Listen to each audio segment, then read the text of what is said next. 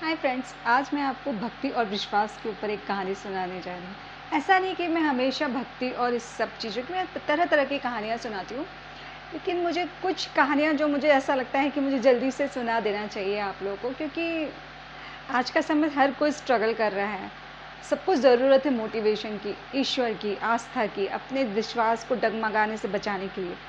तो आज की मैं एक बहुत ही खूबसूरत कहानी प्रस्तुत कर रही हूँ। पसंद आए तो इसे लाइक सब्सक्राइब ज़रूर करें। श्री हरि विष्णु, सबको पता है, वो निवास करते हैं सागर के बीच में, जहाँ अपन बोलते हैं कि वो लेट के सारा लेखा जोखा देखते रहते हैं। तो ऐसे ही एक तपस्वी थे जो कई वर्षों से तपस्या कर रहे थे। बस उनकी एक ही आस थी कि उनको विष्णु जी के दर्शन हो जाएं। तो वो उसी आस में रोज़ तपस्या करते, पर उनमें इतनी उन्होंने कैपेबिलिटी थी कि वो देख सकते थे चीज़ों को। तो ऐसे ही वो देखते थे आकाश मार्ग पर से हर 15 दिन या 1 महीने के अंतर में नारद जी निकलते थे, पता नहीं कहीं जाते थे। तो वो देखते ज़रूर थे, उनके पास इतनी शक्ति थी, लेकिन वो कुछ सोच नहीं पाते थे कि कैसे उनको रोकें कभी। तो एक दिन ऐसे ही हुआ, तो वो बोल के उन्होंने रोका उनको कि नारद जी ज़रा सुनिए, तो आप वहाँ पर कहाँ जाते हैं? तो कहते हैं वहाँ तो हमारे विष्णु जी हैं, मैं उनके दर्शन करके जाता हूँ और पृथ्वी का हाल-चाल बताता हूँ उनको, क्या हो रहा है, क्या नहीं हो रहा है। तो वो कहते हैं आपको प्रभु के दर्शन हो जाते हैं? हाँ, कहते मैं उनका बहुत बड़ा भक्त हूँ, मुझे तो यूँ ही दर्शन हो जाते हैं उनके। तो कहते हैं आप मेरा इतना सा काम कर देंगे? तो वो बोलते हैं क्या काम कर दूँ? तो वो बोलते हैं कि बस इतना कर दीजिए कि प्रभु से बोलिएगा इस बार भेंट हो जब भी जाएं, कि प्रभु वहाँ पर एक ऋषि बैठते हैं, उनको आप दर्शन कब देंगे, उनकी बड़ी इच्छा है। अगर दे दें तो अच्छा है, नहीं तो कब तक बैठा रहूँ। अगर देंगे कि नहीं ये भी पूछ लेना। अगर नहीं देंगे तो भैया कुछ काम धंधा ही करें जीवन में, तो फिर कुछ तो करना पड़ेगा, पता चल ही जाएगा कि प्रभु दर्शन नहीं दे रहे हैं। अगर दें तो बताना कि कब देंगे, और नहीं देंगे तो भी बता देना हमको, आपकी बड़ी मेहरबानी होगी। कहते ठीक है भैया, वहाँ जाता हूँ तो व्यस्त हो जाता हूँ, अगर मान लो मुझे ध्यान आया तुम्हारा तो मैं ज़रूर बता दूंगा कि एक है आपके ऋषि मुनि जो तपस्वी, जो आपकी आराधना करते हैं, वो आपके दर्शन की इच्छा रखते हैं और बहुत बड़े पीपल के वृक्ष के नीचे बैठते हैं, आपकी पहचान है ना ये? तो कहते हैं हाँ हाँ, बता दीजिएगा प्लीज़, कृपया करके। मैं प्लीज़ बोल रही हूँ, आजकल के ज़माने से चलता है।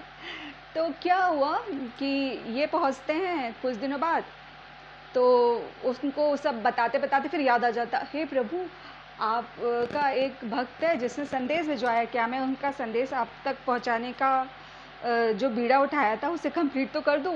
अगर आप बोलें तो आज्ञा दें, ये तो आप बोलोगे सबकी बताता रहता है नारद। तो कहते हैं नहीं नहीं नारद, बताओ किसके बारे में बताना चाह रहे हैं आप? विष्णु जी कहते हैं।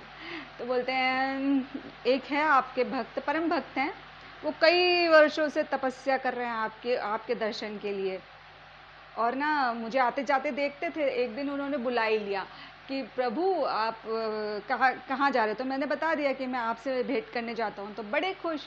तो बोलते हैं आप तो बड़े बड़े किस्मत वाले हैं जो आपको हरि के दर्शन हो जाते हैं, हम हमें कब दर्शन देंगे? तो बोलते हैं अच्छा अच्छा, ऐसा बोला उसने? हाँ। तो कहना भैया तू जा और उनसे बोलना कि तू जिस वृक्ष के नीचे बैठता है उसमें जितने पत्ते हैं, हर एक पत्ते का 100 बरस गिन ले। जब वो पत्ते पूरे उसके गिनती के हिसाब से 100 बरस खत्म हो जाएंगे, जब मैं उसको दर्शन दे दूंगा। तो बोलते अरे प्रभु, कितनी कठिन बात बोली है, वो तो बेचारा बेहोश ही हो जाएगा तब। वो तो इतने बड़े पेड़ के नीचे बैठता है कि उसके पत्ते तो सोचो, और उस हर एक पत्ते की आपने इतने बरस लगा दिए। बोलते जाना बोलो तो नारद जी, आपको जो कार्य सौंपा आप उसे करिए। तो ये हैं बेचारे, निकल जाते प्रणाम करके। तो नारायण बोलते हाँ बताना ज़रूर उसको। तो ठीक है। तो बोलते प्रभु भी देखो कैसी लीला करते, उसको नहीं दर्शन देना रहता तो साफ ही बोल देते, उस बेचारे को इतनी बड़ी बात बता दी कि इतने इतने पत्ते, वो तो बेचारा कहाँ सरवाइव करेगा, कहाँ जी पाएगा। तो फिर क्या होता है कि ये पहुँचते हैं, उत्सुकता बस जल्दी पहुँच जाते हैं उनके पास फटते से कि इतनी बड़ी बात बता दूँ मैं जाके। अब ये जाते हैं तो बोलते अरे नारद जी आप आ गए नारायण से भेंट करके?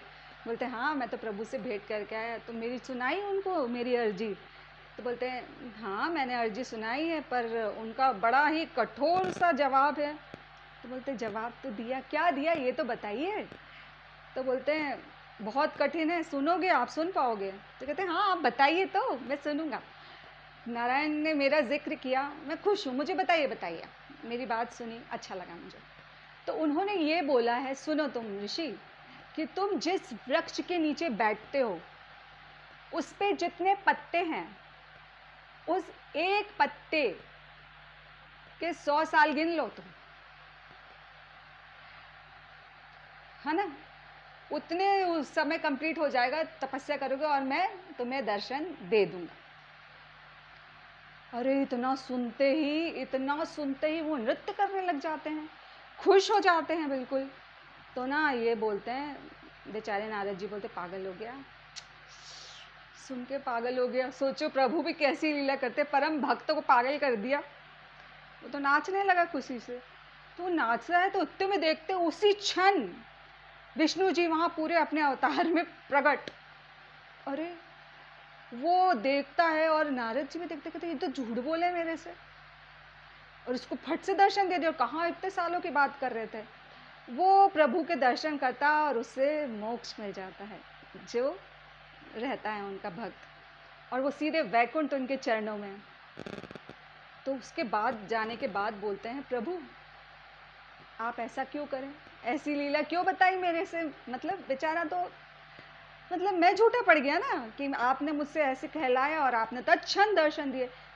कहते हैं उसकी भक्ति, उसको दर्शन थे नहीं मेरे लिखे, लेकिन जब उसने देखा उसकी अंधभक्ति, उसका प्यार, उसका स्नेह, उसका विश्वास, उसने जैसे ही सुना कि मैं उसको दर्शन दूंगा, बस उसी से वो खुशी होकर झूम उठा।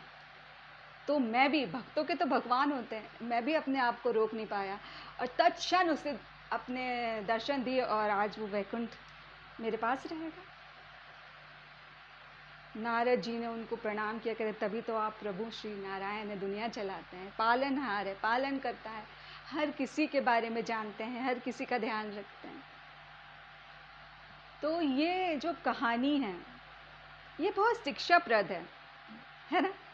देखा जाए तो इसमें कितना मर्म है कि इंसान की ज़िंदगी में भी बहुत कष्ट, अप डाउन्स आते रहते हैं, हार जाते हैं, भगवान पर से आस्था उठ जाती है, लेकिन भगवान अपने बच्चों को कभी नहीं छोड़ता है। हर किसी के लिए उसके पास कुछ ना कुछ सोच के ही रखा होता है। इसलिए उस परम पिता के चरणों में हमेशा आस्था बनाए रखें, एक ना एक दिन तो सबकी सुनता ही है, तो हमारी भी सुनेगा। अगर मेरी स्टोरी आपको पसंद आई है तो प्लीज़ मेरे चैनल को लाइक सब्सक्राइब ज़रूर करें, क्योंकि मैं दूसरी बार आपसे बोल रही हूँ इसी वीडियो में, क्योंकि आप लोग सब्सक्राइब नहीं करते हैं। Please subscribe my channel. Bye bye.